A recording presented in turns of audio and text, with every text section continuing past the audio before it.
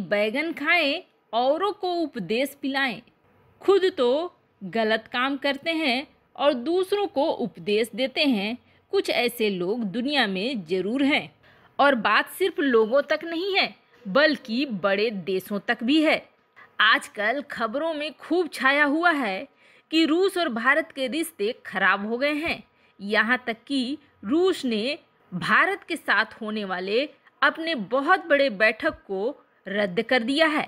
लेकिन जो सच्चाई है वह कुछ अलग ही है, जिसे भारतीय मीडिया छाप नहीं रही है। जानेंगे आखिर ऐसा क्या है मसला। तो वहीं $200 मिलियन की एक डील हुई है, लेकिन यह डील किस देश के साथ की गई है इजराइल ने पत्ता नहीं खोला है। और इस डील से क्या भेज रहा है वह, ये भी बड़ा महत्वपूर्ण है। आखिर इस डील को छिपा कर क्यों रखा गया है और क्या इसका संबंध किसी भी तरह से भारत से है। वहीं दूसरी तरफ चीन के किस मांग को अब भारत ने ठुकरा दिया है। आइए जानते हैं इन खबरों को विस्तार से। सांप और छछूंदर वाली हालत में पहुंचे चाचा जिनपिंग को अब समझ में नहीं आ रहा है कि भारत के साथ कौन सा दांव खेलें। वो कहते हैं ना, कांट की हाड़ी बार बार नहीं चढ़ती है। एक बार गलवान के समय में चढ़ गई, जब अचानक से भारतीय सैनिकों के साथ भिड़ गए थे चीनी सैनिक, लेकिन उस पर भी भारतीय सैनिक भारी पड़े थे। उसके बाद तो नीति और पासा दोनों ही पलट गया। रणनीतिक रूप से महत्वपूर्ण चोटियों पर भारतीयों का कब्जा हो गया, जिसके बाद चीन उस स्थिति में तो जरूर पहुंच गया जहां वह आक्रामक बनकर नहीं रह सकता है। और अब भारतीय सेना प्रमुख 200 मीटर की दूरी पर, जहां पर भारतीय और चीनी फौज एक दूसरे के आमने सामने खड़े हैं, उससे सिर्फ 200 मीटर की दूरी पर जाकर उन्होंने संबोधित करा अपने सैनिकों को। जैसे जैसे ठंड बढ़ रही है, वैसे वैसे चीनी गोलगप्पे फूट रहे हैं, क्योंकि उन्हें ठंड सहने की आदत नहीं है। ऐसे में चीन की तरफ से नए नए डिसएंगेजमेंट प्लान निकलकर सामने आ रहे हैं। इस बार फिर चीन ने अपनी तरफ से एक नया प्लान दिया, लेकिन भारत ने उस प्लान को सीधे सीधे रिजेक्ट कर दिया, क्योंकि यह चीन का प्लान नहीं था, बल्कि एक जाल था। चीन के अनुसार पहाड़ी वाले जितने इलाके थे, वहां पर से दोनों ही देशों को अपनी सेनाओं को हटा लेना चाहिए और दोनों ही देशों में से किसी को भी गश्त नहीं करना चाहिए।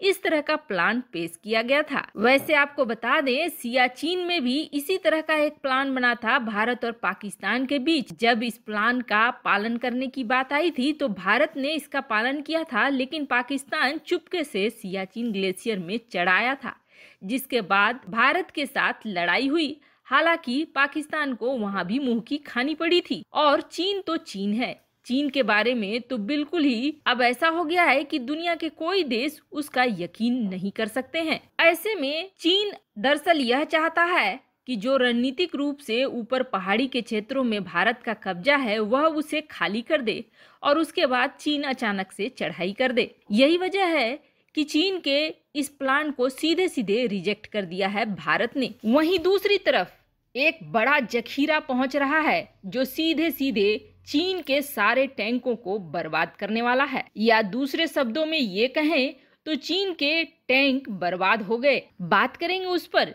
लेकिन इससे पहले आजकल जो हवा मचा हुआ है कि भारत और रूस के बीच में रिश्ते खराब हो गए हैं। 21 साल पुरानी जो हर साल भारत और रूस के बीच मीटिंग हुआ करती थी, उस मीटिंग को कैंसिल कर दिया गया है। कहा तो ये जा रहा है कि इस मीटिंग को रूस की तरफ से कैंसिल किया गया है।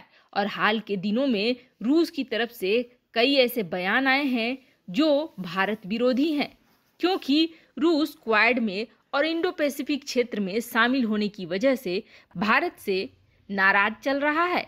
लेकिन इसकी सच्चाई कुछ और ही है। वैसे तो आधिकारिक तौर पर यह कहा गया है कि महामारी के कारण दोनों देशों के बीच होने वाली इस मीटिंग को रद्द किया गया है।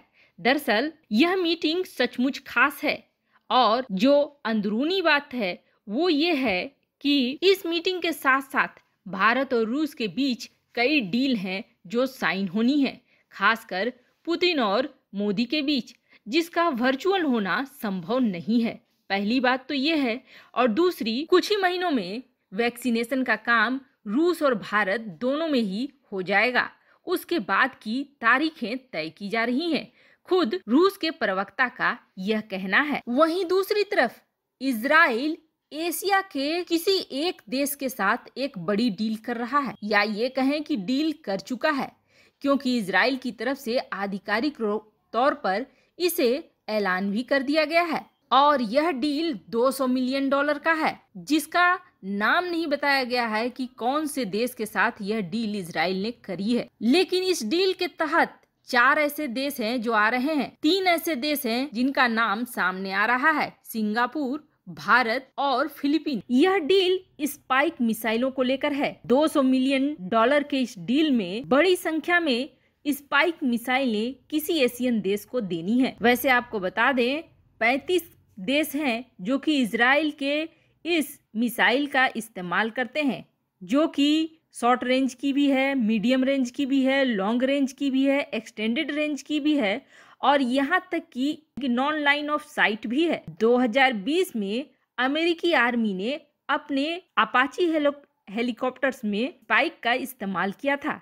वहीं 1999 में सिंगापुर ने स्पाइक ATGM को खरीदा था, जो कि 1500 स्पाइक LR मिसाइलें थी। वैसे आपको बता दें, खास बात यह है कि बालाकोट वाली घटना में भारत ने एक ऐसे गाइडेंस किट का इस्तेमाल किया था, जिसकी बदौलत भारतीय मिराज ने 2019 में सटीक जगह पर गोले छोड़े थे। भारत के साथ हो सकता है कि ये समझौता इजराइल ने किया है, जिसके तहत वह बीनेट भी देगा, यानी कि मोबाइल एडहॉक नेटवर्क, जिसमें बिल्कुल सही युद्ध के जगह की जो जरूरत होती है उसके अनुसार हाई स्पीड, लो डिले और ऐसी ब्रॉडबैंड डेटा देगी जिसमें कि वॉइस और वीडियो बिल्कुल साफ साफ दिखे। ये किसी भी लड़ाई के लिए बहुत महत्वपूर्ण होता है, क्योंकि जितना सही और सटीक जानकारी मिलेगी उतना ही सटीक निशाना भी लगेगा। वैसे आपको क्या लगता है, इजराइल ने ये समझौता किस देश के साथ किया है? कमेंट कर अपनी राय जरूर बताएं। जल्द मिलते हैं अगले वीडियो में नई खबर के साथ।